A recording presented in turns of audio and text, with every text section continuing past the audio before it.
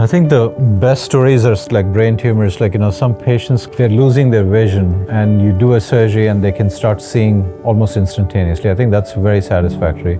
Similarly with spine, like done surgeries in which patients, like they lost their ability to control the bladder and their ability to walk, and within a few hours from surgery, they can start walking. And I think those are pretty remarkable.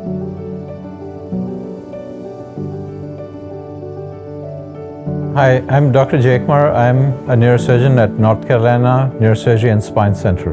There are a group of 6 neurosurgeons. I'm one of the neurosurgeons here. We take care of general neurosurgery, so cranial and spine.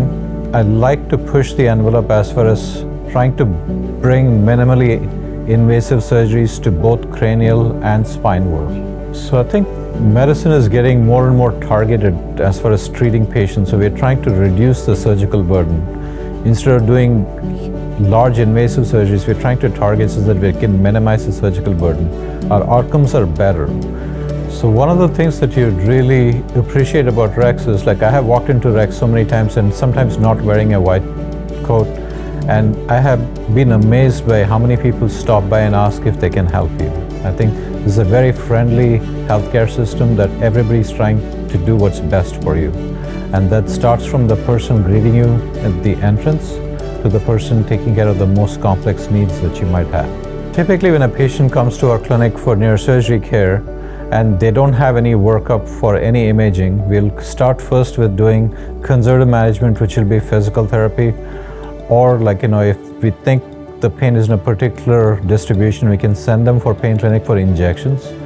Then order the appropriate imaging, which will be either an MRI scan or a CT scan. Then based on the evaluation, how the results of the conservative management has been, we'll talk about surgical intervention.